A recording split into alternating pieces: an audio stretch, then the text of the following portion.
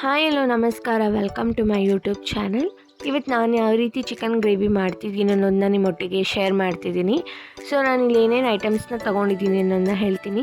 ನಾನಿಲ್ಲಿ chicken, Teju chicken masala, ಶುಂಠಿ ಬೆಳ್ಳುಳ್ಳಿ ಪೇಸ್ಟ್, ಬೆಳ್ಳುಳ್ಳಿ, ಕಸ್ತೂರಿ ಮೆಂತಿ, ಮೆಣಸು, ನಿಂಬೆಹಣ್ಣು, ಈರುಳ್ಳಿ, ಮೆಣಸಿನ್ಕಾಯಿ, ಎಣ್ಣೆ, ಉಪ್ಪು, ರೆಡ್ ಪೇಸ್ಟ್ ಹಾಗೆ ಅರಿಶಿನ. ನಾನಿಲ್ಲಿ ಪೇಸ್ಟ್ನ ಯಾವ ರೀತಿ ಮಾಡಿಕೊಂಡೆ ಅನ್ನೋದನ್ನ ಹೇಳ್ತೀನಿ. ಇಲ್ಲೊಂದು ಚಿಕ್ಕ ಜಾರಲ್ಲಿ ನಾನು ಕಾಯಿ, ಟೊಮೆಟೊ, ಹುಣಸೆಹಣ್ಣು, 5ರಿಂದ 6 ಬ್ಯಾಡಗಿ ಮೆಣಸಿನ್ಕಾಯಿ, 1 ಸ್ಪೂನ್ ಜೀರಿಗೆ, 1 ಸ್ಪೂನ್ ಕೊರಿಯಂಡರ್ ಪೌಡರ್, 1 ಸ್ಪೂನ್ ಉಪ್ಪು. ಇವಾಗ ನಾನು ಹೇಗೆ ಮಾಡೋದು ಅಂತ ಹೇಳ್ತೀನಿ ರೆಸಿಪಿನ. ಫಸ್ಟ್ ನಾನು ಇಲ್ಲೊಂದು ಪ್ಯಾನ್ಗೆ ಎಣ್ಣೆ ಹಾಕ್ಕೊತಿದ್ದೀನಿ.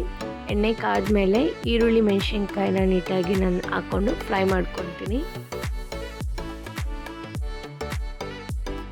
ಇಲ್ಲಿ ಈರುಳ್ಳಿ ಮೆಣಸಿನ್ಕಾಯಿ ಫ್ರೈ ಆದಮೇಲೆ ನಾನು ಅದಕ್ಕೆ ಬೆಳ್ಳುಳ್ಳಿ, ಕಸ್ತೂರಿ ಮೆಂತಿ ಮತ್ತು ಮೆಣಸನ್ನ ಹಾಕ್ಕೊಂಡು ನೀಟಾಗಿ ಅದನ್ನು ಫ್ರೈ ಮಾಡ್ಕೊತೀನಿ.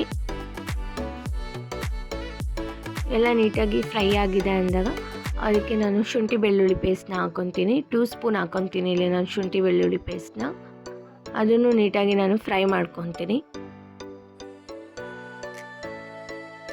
ಪೇಸ್ಟ್ದು ಹಸಿ ಸ್ಮೆಲ್ ಹೋಗೋಷ್ಟು ಫ್ರೈ ಆಗಿದೆ ಅಂದಾಗ ನಾನು ಅದಕ್ಕೆ ಚಿಕನ್ ಹಾಕ್ಕೊತೀನಿ.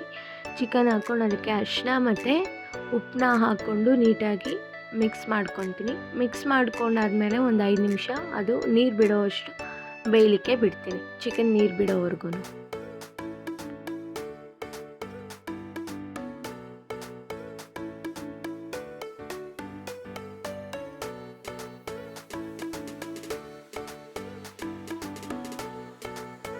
ಚಿಕನ್ ಬೆಂದಿದೆ, ನೀರು ಬಿಟ್ಕೊಂಡಿದೆ ಅಂದಾಗ ನಾನು ಅದಕ್ಕೆ ಬಿಟ್ಕೊಂಡಿರೋವಂಥ ಪೇಸ್ಟ್ನ ಹಾಕ್ಕೊತೀನಿ. ಒಂದು ಸ್ವಲ್ಪ ಅದು ನೀರನ್ನ ಮಿಕ್ಸ್ ಮಾಡಿಕೊಂಡು.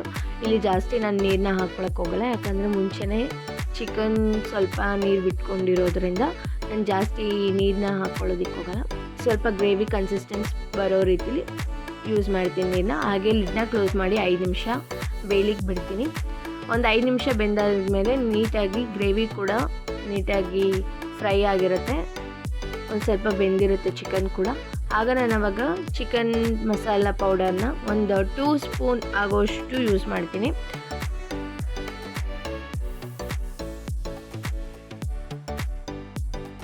ನೀಟಾಗಿ ಮಸಾಲ ಪೌಡರ್ ಎಲ್ಲ ಹಾಕಾದ್ಮೇಲೆ ನಾನು ಅದನ್ನು ಒಂದು 5 ನಿಮಿಷ ಬೇಯಕ್ಕೆ ಬಿಡ್ತೀನಿ.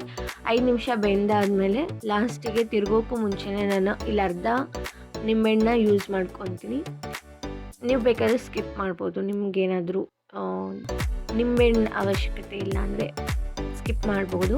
ನಾನಿಲ್ಲಿ ನಿಂಬೆಹಣ್ಣು ಯೂಸ್ ಮಾಡಿ ಲಾಸ್ಟಿಗೆ ಚಿಕನ್ ಗ್ರೇವಿನ ಕಂಪ್ಲೀಟ್ ಮಾಡ್ಕೊತೀನಿ. ಸೊ ಈ ನನ್ನ ವಿಡಿಯೋ ನಿಮಗೆ ಇಷ್ಟ ಆಗಿದೆ, ಈ ರೆಸಿಪಿ ನಿಮಗೆ ಇಷ್ಟ ಆಗಿದೆ, ಪ್ಲೀಸ್ ಟ್ರೈ ಮಾಡಿ. ಹಾಗೆ ನನ್ನ ಚಾನಲ್ನ ಸಬ್ಸ್ಕ್ರೈಬ್ ಮಾಡಿ. Thank you.